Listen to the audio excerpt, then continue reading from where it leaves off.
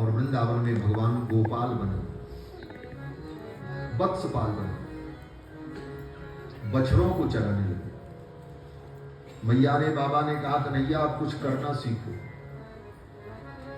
आगे चल करके यही धंधा तुमको भी करना है, हमारा यही पुश्तैनी धंधा है, गायों को पालना चराना। तो गाय तो चरा नहीं सकते, बछड़ों को चराने का अभ्यास करो। तो 2-4 बछड़े दे दिए, बोले इन्हीं को घुमाओ खिलाओ, इनके साथ चराओ।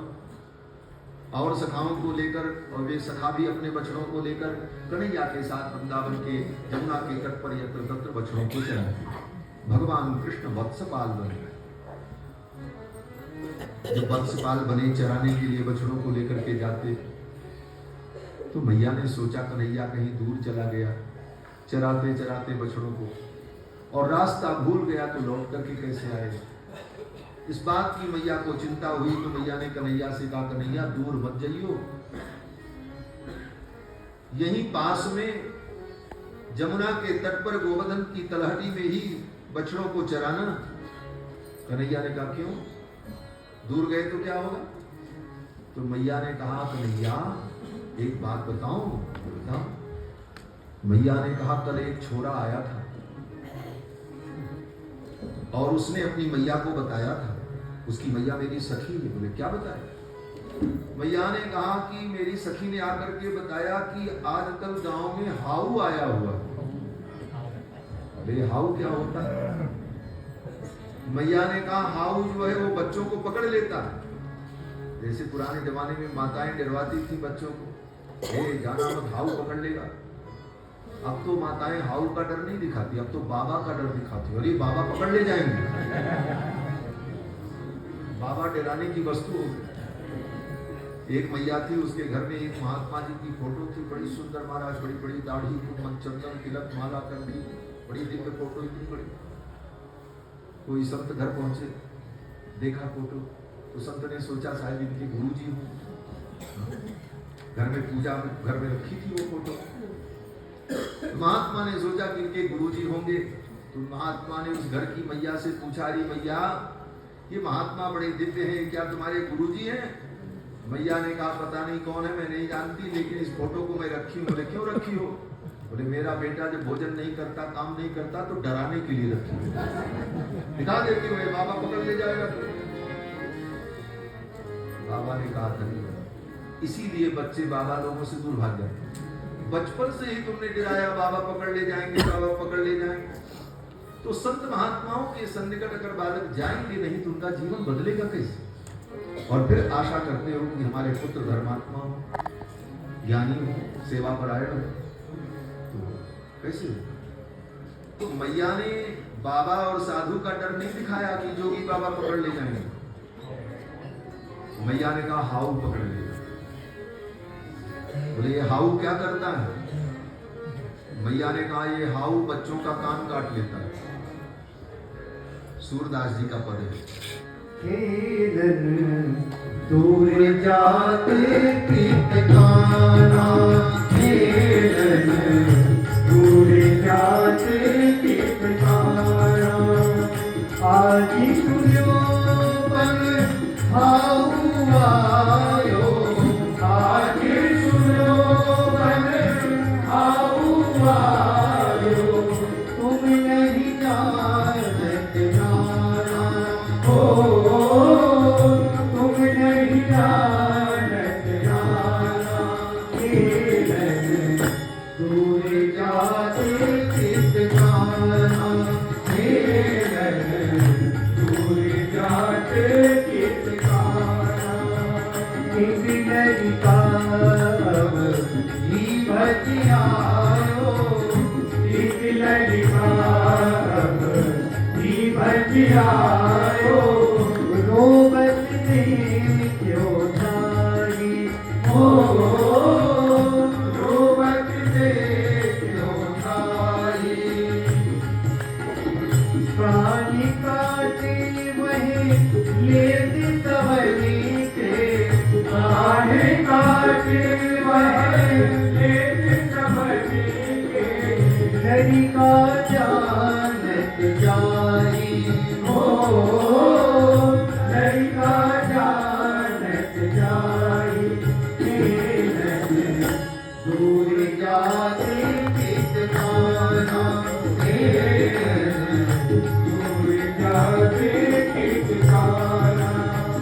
चलो न बेटे सवेरे नहीं है, चलो न बेटे सवेरे नहीं है, भाजी आपने हो भाजी आपने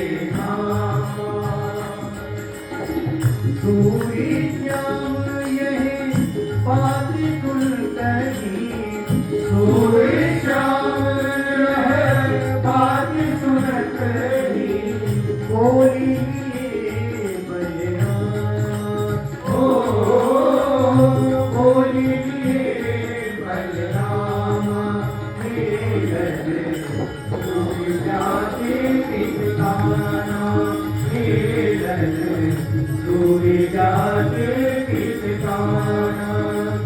आदि सुनो बन खाऊ मारो, आदि सुनो बन खाऊ मारो, तुम नहीं जानते जाना खेलन, तुम जाते ठिकाना खेलन, तुम जाते ठिकाना, तुम जाते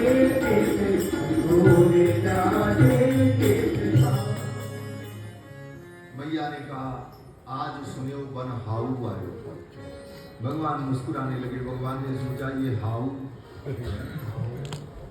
सबसे बड़े हाउ तो हम हैं। भगवान ने सोचा सबसे बड़े हाउ हम, हमसे बड़ा हाउ क्या मैं तो। बोले क्यों? बोले ये हाउ सामवेद का स्तोभ है।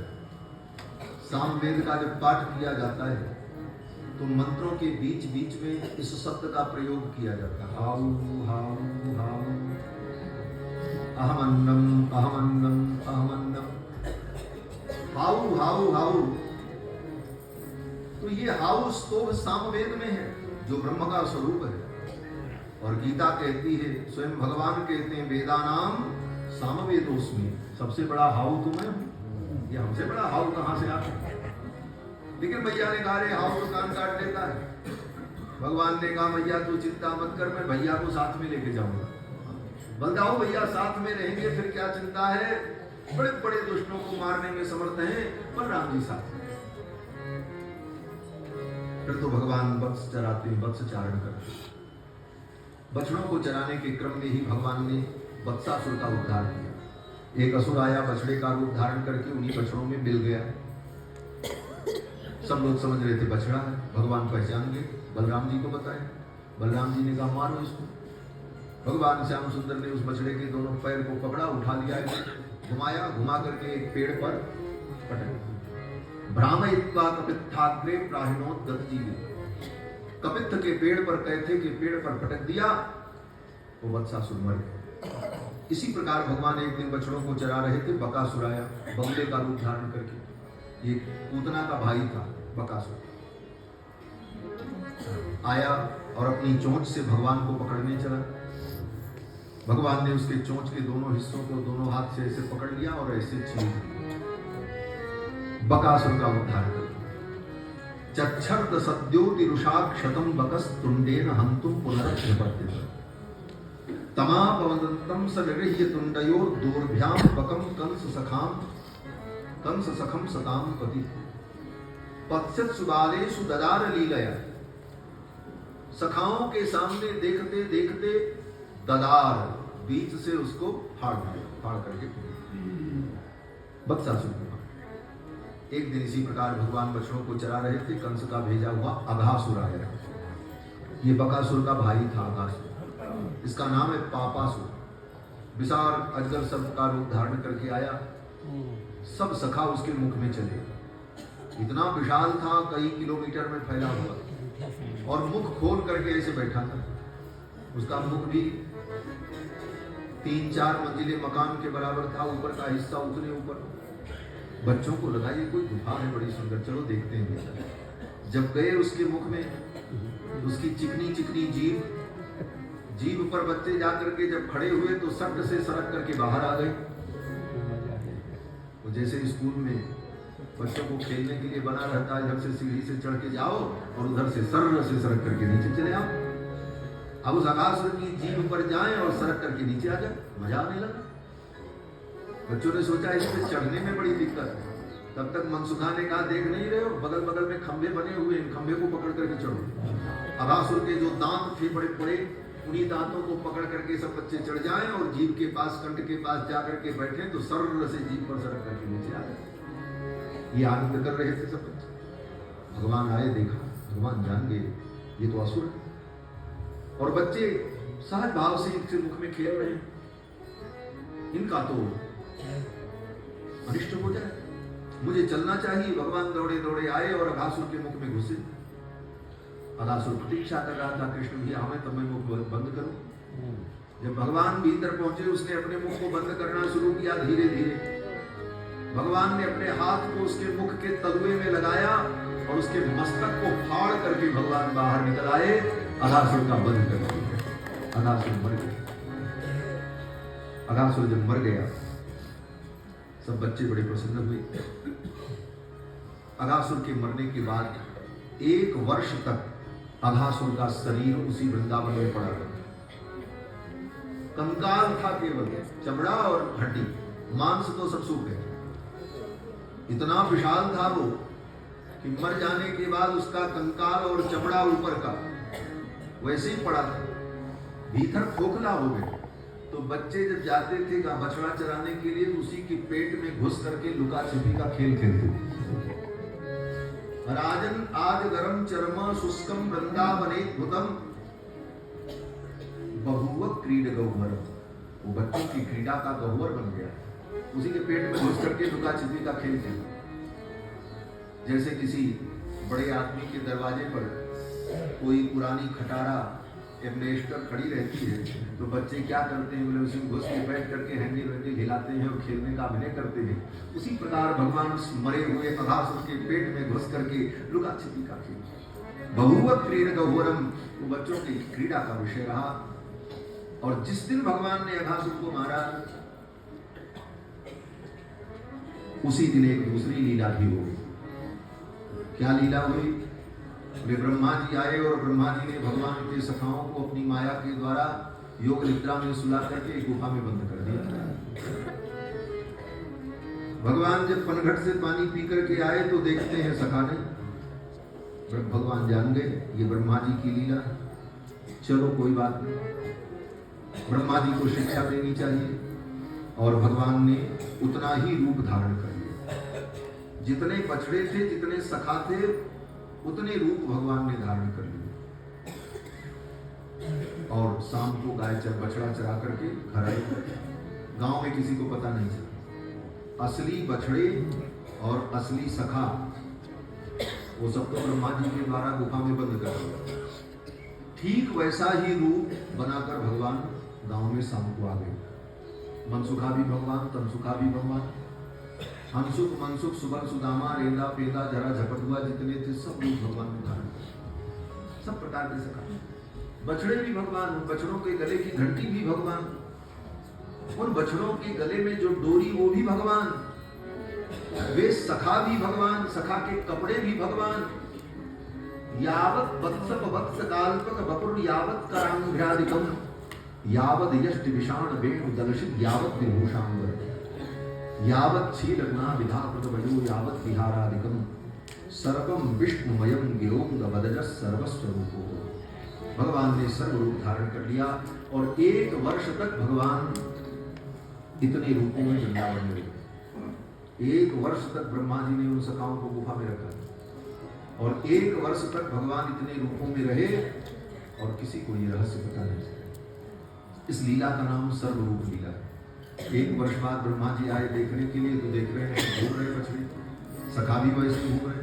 ब्रह्मा जी ने सोचा इनको तो हमने गुफा बंद किया। जाकर के देखा तो गुफा में वो सब सो रहे। तब ब्रह्मा जी को लगा भगवान की लीला में मैंने विघ्न किया, भगवान ने ही इतने रूप धारण कर लिए। फिर तो ब्रह्मा जी ने आकर के भगवान के चरणों में गिरकर क्षमा प्रार्थना की। ब्रह्मा जी ने स्तुति की। भगवान ने ब्रह्मा जी से कुछ नहीं बोले। ब्रह्मा जी ने बड़ी लंबी चौड़ी स्तुति की और स्तुति करके ब्रह्मा जी चले गए। भगवान ने ये भी नहीं कहा कि जाओ मैंने तुमको क्षमा किया। ब्रह्मा जी से बहुत नाराज थे। क्यों? भगवान ने मन में सोचा, देखो ये वृंदावन की लीला 10 वर्ष की लीला है और 10 वर्ष का मौका है मेरे पास इन सखाओं के साथ आनंद क्रीड़ा करने का। इसके बाद तो मथुरा जाना है, फिर द्वारिका जाना है, फिर तो वृंदावन लौट करके कहां आने का मौका मिलेगा। और ब्रह्मा जी ने अपनी बुद्धिमानी दिखाई और मेरे सखाओं को 1 वर्ष के लिए मुझसे दूर कर दिया, मेरे भक्तों को मुझसे दूर कर दिया। ये ब्रह्मा जी ने बहुत बड़ा अपराध। भगवान के भक्त को भगवान से जो दूर करने का प्रयास करे, उससे बड़ा पापी तो दुनिया में कोई नहीं। ये बहुत बड़ा अपराध है भगवान की दृष्टि में। इसलिए भगवान को ये अपराध बहुत बड़ा अपराध है। इसलिए भगवान ब्रह्मा जी से बात नहीं है। जैसे ब्रह्मा जी आए थे, स्तुति के लिए चले गए, आंख से आंख मिला करके भगवान ने ब्रह्मा को देखा भी नहीं। इत्यभिष्टूय भूमानं त्रिपरिक्रम्य पादयोः, 3 बार भगवान की परिक्रमा करके ब्रह्मा जी चले गए। भगवान कुछ नहीं। यही क्या कम था कि भगवान ने ब्रह्मा जी को डांटा नहीं, दंड नहीं दिया, मौन हो गए। यह भी एक नियम है। व्यक्ति के पास डांटने का, दंड देने का अधिकार हो, इसके बाद भी वह व्यक्ति अगर मौन हो जाए तो समझ लेना चाहिए हमने बहुत बड़ा अपराध किया। ब्रह्मा जी समझ गए, चतुर्मुख है, चारों वेद के ज्ञाता है। वह मौन दंड से ही ज्यादा भयानक होता। भगवान मौन हो गए, ब्रह्मा जी घबरा गए भगवान के इस मौन को, चले गए उल्टे। फिर तो सखा सब आए और उन सखाओं को लेकर के भगवान वृंदावन में अपने गांव आए।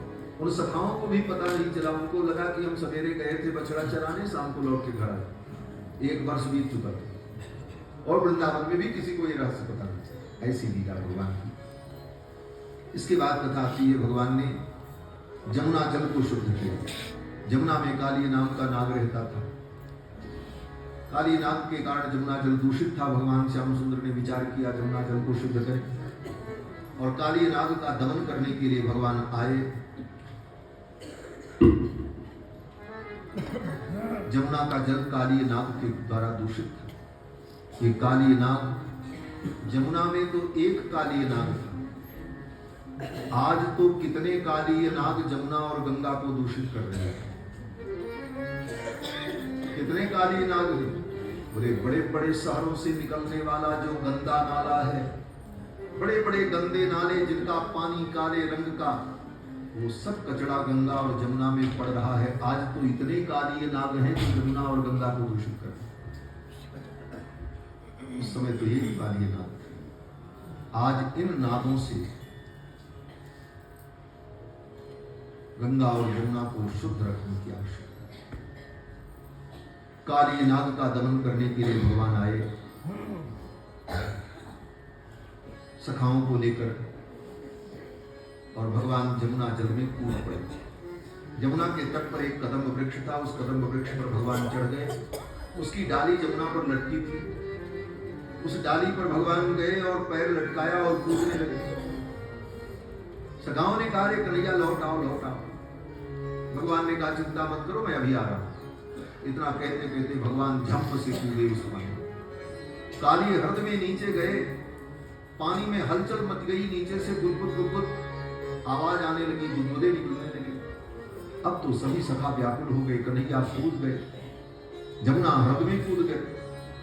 काली हृद में तो उसमें नाग है। उस नाग की विष ज्वाला से कृष्ण कैसे बचेंगे, ये सोचकर सभी गोप ग्वाल बाल दुखी हो गए, रोने लगे। सब गोप ग्वाल बाल दौड़े दौड़े गए और जाकर के गांव में हल्ला मचाया। अब तो नंद बाबा, यशोदा रानी और सभी गोप ग्वाल बाल, बलदाऊ भैया सब आए। जमुना के तट पर करुण क्रंदन होने लगा, कृष्ण तुम कहां हो। किसी की हिम्मत नहीं कि उस जमुना जल में प्रवेश करे, इतना भयानक विष था। और जहां भगवान कूदे थे वहां पानी में भीतर हलचल चल रही थी। पानी बुदबुद कर रहा था, आवाज आ रही थी। अब तो सभी गोप ग्वाल बाल, यशोदा रानी, नंद बाबा सब रोने लगे, मूर्छित हो गए कितने लोग। तो बलराम जी ने सबको संभाला और कहा धैर्य रखो, कृष्ण आ जाएंगे। और उधर भगवान जब जमुना के अंदर पहुंचे तो काली नाग सो रहा था। नाग पत्नियों ने देखा, नाग पत्नियों ने कहा अरे बालक चला जा, मेरे पति की निद्रा भंग हो गई तो तू जीवित नहीं बचेगा। भगवान ने कहा मैं इसे जगाने ही आया हूं और ये सो रहा है, और क्यों जगाएंगे। भगवान ने कहा इस संसार में आकर के व्यक्ति को जग जाना चाहिए, जग जागने की जगह है। एक महात्मा कहते थे जग जागने की जगह। इस जग में आए हो तो जग जाओ, मोह की निद्रा में मत सो। मोह निशा सब सोवन हारा, देखें सपन अनेक। भगवान ने कहा मैं तो इसको जगाने आया हूं। नागपत्नियों ने कहा जानते नहीं हो इनके 100 फण हैं, एक एक फण में भयंकर विष ज्वाला है, तुम जीवित नहीं बचोगे। भगवान श्याम सुंदर ने मुस्कुराते हुए कहा जा 100 फण, 1000 फण वाले का तो मैं बिस्तर बना करके सो जाता हूं। भुजग शयनम पद्मनाभम सुरेशम, ये 100 फण वाला हमारा क्या करेगा। ये कहते हुए भगवान ने काली नाग की पूंछ पर एक लात मारी, अब फनफना करके दौड़ा, लपेट लिया भगवान श्री कृष्ण को अपने शरीर से, कसने लगा।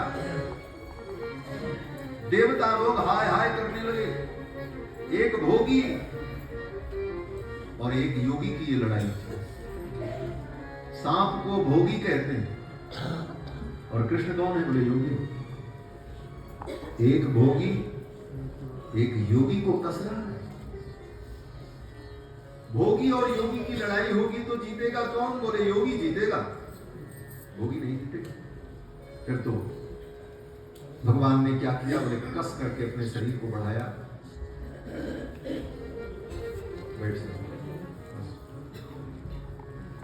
श्री सीतारामचंद्र भगवान की जय। भगवान ने अपने शरीर को ऐसे ताना, काली नाग की हड्डियां मुड़कने लगी।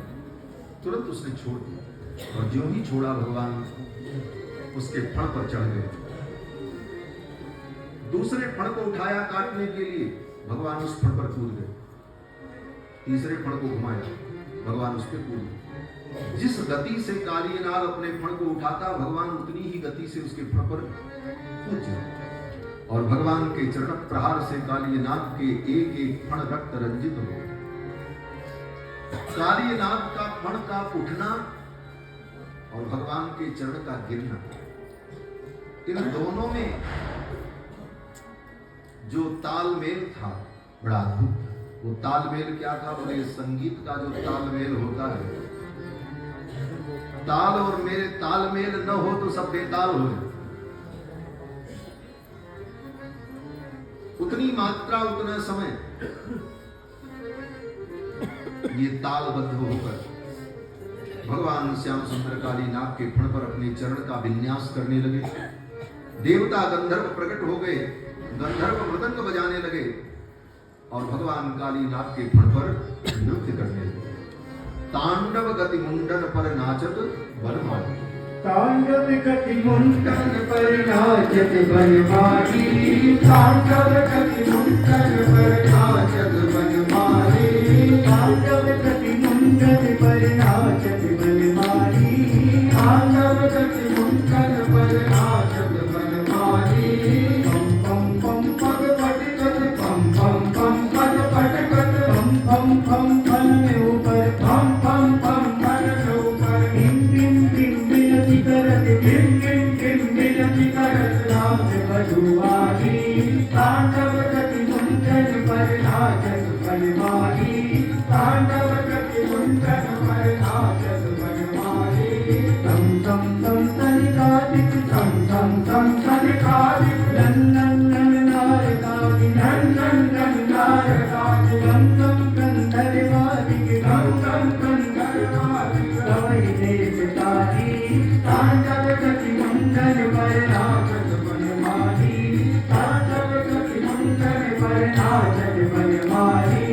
हट धिक हट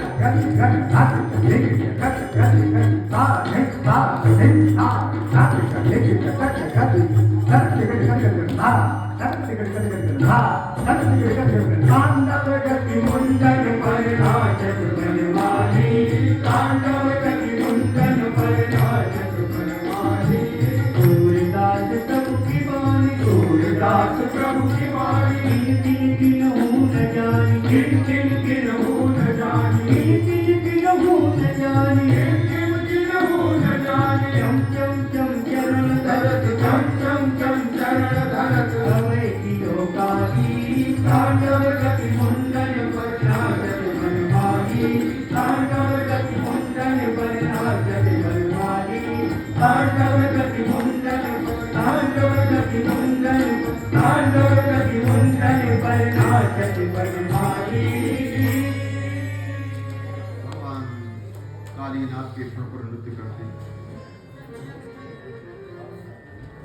सभी लोग रो रहे थे। भगवान श्याम सुंदर ने कालीनाथ से कहा मुझे लेकर यमुना के तट तक चल। कालीनाग ने भगवान की शरणागति कर ली, जान गया कि ये भगवान है। नारायणम तमरणम मनसा जगा। फिर भगवान की आज्ञा का पालन करते हुए कालीनाग भगवान को लेकर के धीरे धीरे ऊपर आने लगे। पानी की हलचल कम हुई, गोप ग्वाल बाल सब रो रहे थे। तब तक लोगों ने देखा भगवान श्याम सुंदर का मोर मुकुट दिखाई पड़ा। मोर मुकुट जब दिखाई पड़ा तो सबने कहा अरे देखो देखो कृष्ण का मोर मुकुट।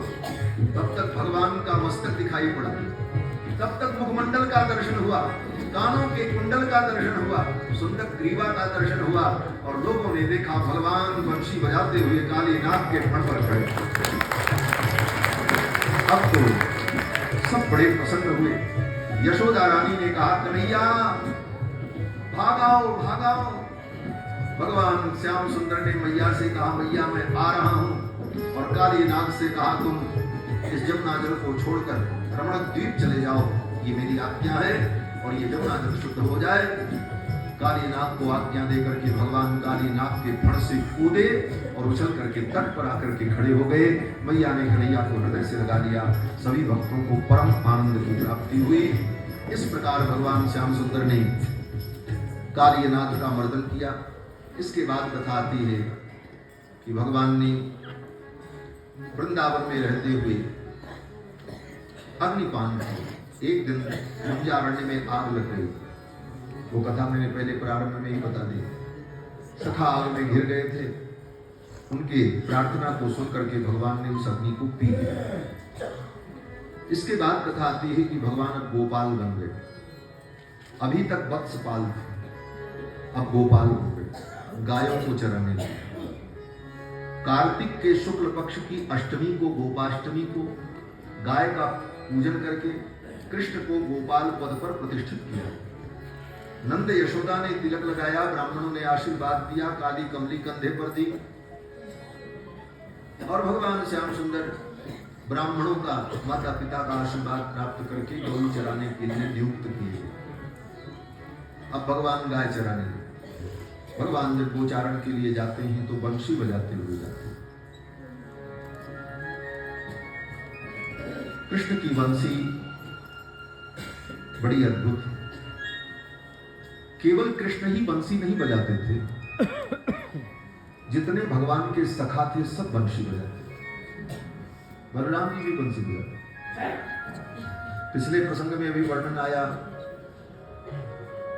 जिन सखाओं को ब्रह्मा जी ने गुफा में बंद किया था, उतना ही रूप जब भगवान ने धारण किया तो उनकी जो जो वस्तुएं थी उन वस्तुओं का रूप भी भगवान ने धारण किया। तो यावद यष्टि विषाण वेणु दल से वेद व्यास जी कहते, उन सखाओं का डंडा चलाने वाली लाठी भी भगवान, उन सखाओं की जो बंशी थी वो भी भगवान। और वर्णन है जुगल गीत में कि गोपियां जब वर्णन करती हैं तो कहती हैं कृष्ण स्वयं बहुत मधुर बंसी बजाते और अपने से छोटे सखाओं को बैठा करके भगवान बंसी बजाना सिखाते हैं। ऐसे बंसी पकड़ो, छोटे सखा को आगे बैठा दें और पीछे से अपना हाथ लगाकर मुख पर लगाकर और कहते वैसे पकड़ो, ऐसे बंसी बजाया जाता है। भगवान छोटे सखाओं को बंसी बजाने की ट्रेनिंग देते। और जो बड़े सखा थे अवस्था में जो कन्हैया से बड़े, उनके पास बैठ करके कन्हैया बंसी बजाना सीखते भी थे। आज कोई नई राग बताओ, आज कोई नया स्वर छेड़ो, तो वो सखा कन्हैया को बैठा करके बंसी सिखाते। ये कृष्ण की लीला है। तो भगवान जब बंसी बजाते हुए सखाओं के साथ जाते गाय चराने के लिए, भगवान की बंसी की ध्वनि को सुन करके गोपियां भाव विभोर हो जाती, घर के काम छोड़ करके दौड़ पड़ती। बाजी उठ धाई, बाजी देखबे को द्वार धाई, बाजी अकुलाई सुनतान गिरधर की, बाजी न धरे धीर, बाजी न पहिरे चीर, बाजिन की उठी पीर बिरहा नल भर की, बाजी बाजी संग लगी डोले, बाजी करत किलोले, सुध भूली घर भर की, बाजी कहें बाजी बाजी, बाजी कहें कहा बाजी, बाजी कहें बंसी बाजी सामरे सुखन। अरे तो सामरे एक सखी लोट गई, एक लोट पोट भई, बहुतन के द्रिगन ते निकसी आयो आंसुरी। एक सखी लौट गई, उसकी आंखों से आंसू निकलने लगे। ऐसी बंसी। सुखदेव जी कहते हैं, राजन इति वेणु रवम राजन सर्वभूत मनोहरम। भगवान की बंसी समस्त भूतों को, समस्त भूतों का मतलब जड़ चेतन, भगवान की बंसी को सुनकर के केवल जीव ही नहीं प्रसन्न होते, पत्थर पहाड़ मिट्टी धरती आकाश वायु ये जड़ तत्व भी आनंद मग्न हो जाते थे। इति वेणु रवम राजन सर्वभूत मनोहर, श्रुत्वा ब्रज स्त्रिय सर्वा वर्णयन्त्यो धीरे धीरे। कृष्ण की बंसी को सुनकर के गोपियां आपस में वर्णन करती। क्या वर्णन करती? गोपियां कहती हैं, अरे सखी ये बंसी बड़ी भाग्यशाली है। क्यों? बोले इसने कोई बहुत बड़ा पुण्य किया है। बोले क्या पुण्य किया है? बोले इसने पुण्य किया है इसीलिए कृष्ण के अधरों पर विराजमान होकर कृष्ण के अधरामृत का पान करती है, और कृष्ण कभी इसे छोड़ते नहीं। कहीं भी रहते हैं, कृष्ण शयन भी करते हैं तो बंसी को अपनी फेंट में लगाते हैं, अपनी कमर में लगा। ये कितनी सौभाग्यशाली है। दूसरी सखी ने कहा, जा जा, इसने पुण्य नहीं किया है, ये बंसी नहीं है। तब सखी ने कहा, इसका नाम क्या है? बोले वेणु। और ये करती क्या है? बोले इस वेणु ने, इस बंसी ने क्या किया वृंदावन में? सखी ने कहा, इसने सबका पूजा पाठ छुड़ा दिया, सबके काम छुड़ा दिए। इस बंसी के बजने पर न पूजा होती है, न पाठ होता है, न अध्ययन होता है, न घर का काम होता है, ये सब काम बंद करा देती। बोले तो ये कौन है? सखी ने कहा, मुझे लगता है कि श्रीमद् भागवत जी में जो कथा है कि एक राजा था, उसका नाम था बेन। बेन राजा की कथा कल आई थी, परसों आई थी। वो राजा बेन क्या करता था? बोले राजा बेन जब गद्दी पर बैठा तो उसने कहा, न हो तव्यम न दातव्यम, न दान करो, न यज्ञ करो, न पूजा करो, सब बंद। तो जिस तरह राजा बेन ने सब पूजा पाठ काम धाम बंद करा दिया, उसी तरह ये वेणु भी सब बंद करा देती। अरे उसका नाम बेन है, इसका नाम वेणु है। सखी ने कहा, नहीं नहीं, तुम नहीं जानती हो। वो पापी बेन जो है वही ऋणत्व और उत्व की चुनरी ओढ़ करके अपने स्वरूप को छिपा करके वेणु के रूप में आता है। बेन और वेणु में कितना अंतर है? बेन में जो न है उसको न पर लिख दो और उसके नीचे ऊ की मात्रा लगा दो, तो बेन ही क्या बन जाएगा? वेणु बन जाएगा। सखी ने कहा कि वो राजा बेन जो है ऋणत्व और उत्व की चुनरी ओढ़ करके अपने स्वरूप को छिपा करके इस बंसी के रूप में आकर के मेरे सारे कार्यों को बाधित कर रहा है। जब अनुराग हुआ भगवान के प्रति, गोपियों ने कहा, कृष्ण हमारे प्रियतम हो जाएं। फिर तो गोपियों ने भगवान को पति रूप में प्राप्त करने के लिए कात्यायनी देवी का व्रत किया। हेमंत ऋतु के प्रथम महीने में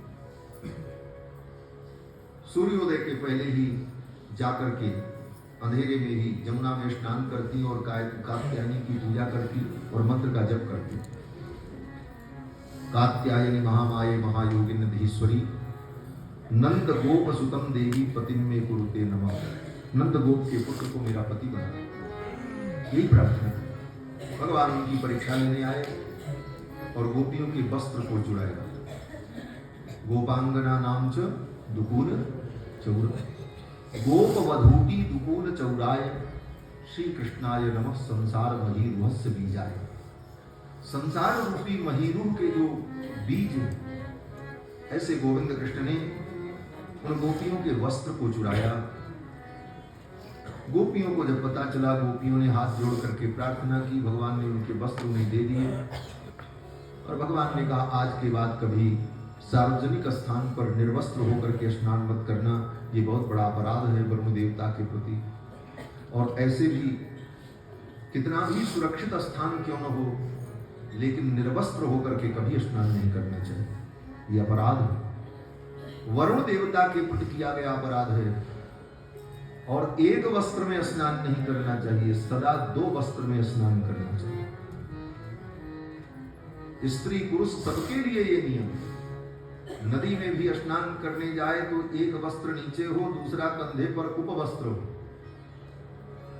एक वस्त्र पहन करके स्नान करे ये भी अपराध है, और निर्वस्त्र होकर के स्नान करना ये तो महापराध है। भगवान ने शिक्षा दी और इसके बाद गोपियां चली गई। जाते जाते भगवान ने कहा आने वाली शरद पूर्णिमा की रात्रि में जमुना के तट पर बंसी बट पर मैं रासलीला करूंगा, उस रासलीला में आप सब सम्मिलित होना, आपके मनोरथ को पूर्ण करूंगा। गोपियां भगवान के आश्वासन को प्राप्त करके प्रसन्न हो गई और चली गई। इसके बाद कथा आती है कि भगवान ने देवराज इंद्र का मान मर्दन करने के लिए इंद्र की पूजा का निषेध किया और गोवर्धन पूजा कर। गांव में 56 भोग बन रहे थे, घर घर में छनन मनन हो रहा था। किसी के घर मालपुआ बन रहा था, किसी के यहाँ पकौड़ी बन रही थी, चारों तरफ घी की सुगंध आ रही थी। भगवान श्याम सुंदर आए दौड़े दौड़े आकर के नंद बाबा से कहा बाबा बाबा आज सबके घर में ये छनन मनन क्यों हो रहा है, क्या मामला है? नंद बाबा ने कहा बेटा परजन्यो भगवान इंद्रो, भगवान इंद्र जो है वो परजन्य है। मेघास्तस्यात्मूर्तयः, ये बादल उनकी मूर्तियां हैं। और जब हम इंद्र की पूजा करते हैं तो ये बादल बरसते हैं, फिर हमारी समृद्धि होती है, खेती होती है, हमारा जीवन सुरक्षित होता है। प्रीणनम जीवनम पय, तो इंद्र की पूजा के लिए ये सब तैयारी हो रही है। भगवान ने मन में सोचा यही अवसर ठीक है।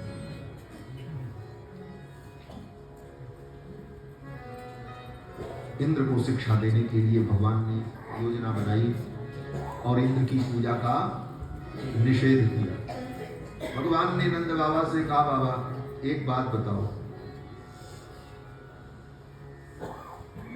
कर्म का फल जीव को मिलता, कर्मणा जायते जंतु कर्मणैव विलीयते। दुखम सुखम दुखम भयम क्षेमम कर्मणैवाभिपद्यते। सुख दुख सब कुछ कर्म का ही परिणाम है। तो इसमें इंद्र का क्या योगदान? हम कर्म करेंगे तो वर्षा होगी, कर्म नहीं करेंगे तो वर्षा। इसमें इंद्र का क्या योगदान? भगवान के इस तर्क को सुन करके नंद बाबा तो चौंक गए, बोले ये दिन भर खेलता है, ये कब जाकर के न्याय शास्त्र और तर्क शास्त्र पढ़ करके आया ऐसा तर्क? नंद बाबा निरुत्तर हो गए। नंद बाबा ने कहा तो भगवान कृष्ण ने कहा बाबा अगर ईश्वर कर्मों का फल देता है ये मान लो, तो ईश्वर भी कर्म का फल किसको देता है? बोले जो कर्म करता है उसको देता है, जो कर्म नहीं करता उसको नहीं देता। तो हे बाबा जब पूजा ही करनी है तो हम इंद्र की पूजा क्यों करें? हमारे जो देवता हैं उनकी हम पूजा करें।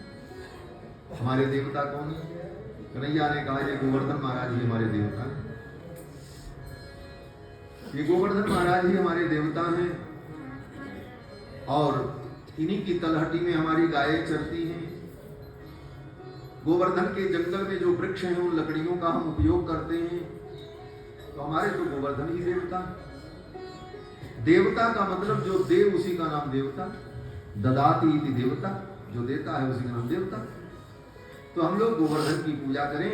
और बाबा अगर हमारी बात मानो तो मुझे लगता है कि हम लोग गोवर्धन महाराज की पूजा करें और एक अद्भुत यज्ञ करें। कैसा यज्ञ?